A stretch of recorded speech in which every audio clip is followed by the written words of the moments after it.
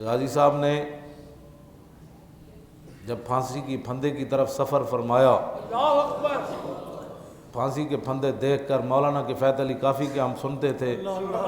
غازی علم الدین کا سنتے تھے، لیکن ممتاز قادری نے جو کیا ہے وہ تو غازیوں سے بھی سبقت لے گیا ہے۔ اس طرح جھوم کے کھڑے ہو کر، حالانکہ پھانسی کا یہ دستور ہے کہ جب بھی کوئی کسی کو لے جاتا ہے 2 پولیس والے دائیں 2 بائیں ہوتے ہیں، لیکن غازی صاحب 5 فٹ ان سے آگے جھوم کر چل رہے ہیں۔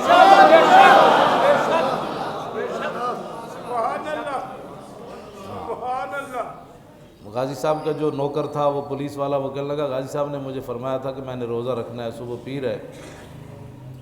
تو کہنے لگا میں نے جا کر 12:15 بجے جگا دیا، تو غازی صاحب نے کہا سحری ہو گئی؟ انہوں نے کہا نہیں جی سحری نہیں ہوئی، آپ کا سفر آخرت جو ہے وہ شروع ہونے والا ہے۔ تو وہ پولیس والا تڑپ کر بتا رہا تھا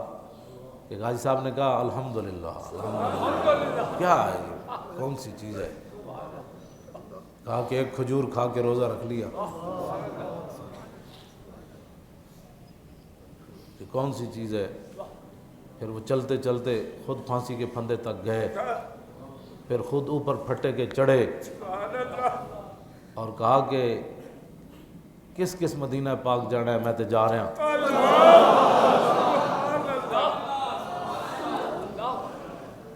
تو غازی صاحب جب پھندے کے اوپر کھڑے ہوئے تو آپ نے 2.5 منٹ اوپر دیکھا، اور اوپر وہی کچھ دیکھا جو علم الدین نے دیکھا۔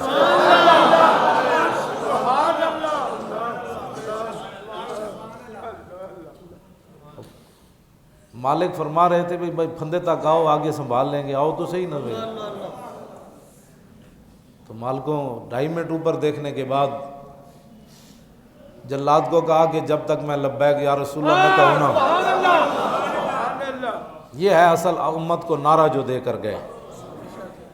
کہ پھانسی کے پھندے کے اوپر بھی دودھ پینے والا بچہ چھوڑ کر بندہ جائے،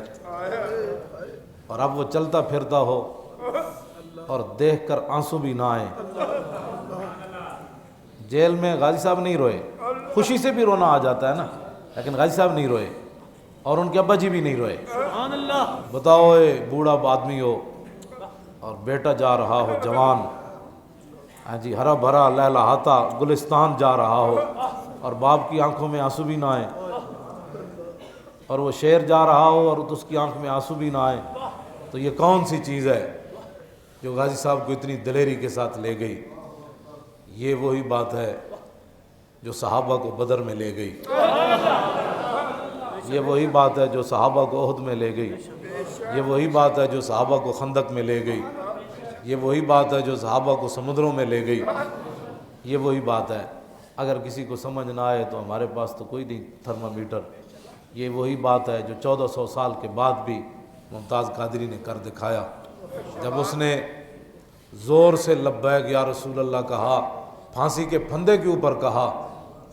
تو اس نے پھٹا کھینچ دیا، اور پھر انہوں نے کہا کہ یہ آج تک ایسے نہیں ہوا کہ جب منگا ٹوٹ جاتا ہے تو آنکھیں باہر نکل آتی ہیں، منہ کھل جاتا ہے، لیکن جب غازی صاحب کو پھندے سے اتارا گیا تو آنکھیں بھی بند تھیں اور منہ بھی بند تھا۔ وہ آنکھیں بند کرنے والے کون تھے اور منہ کو سمیٹنے والے کون تھے؟ وہی تھے کہ محمد سے وفات ہونے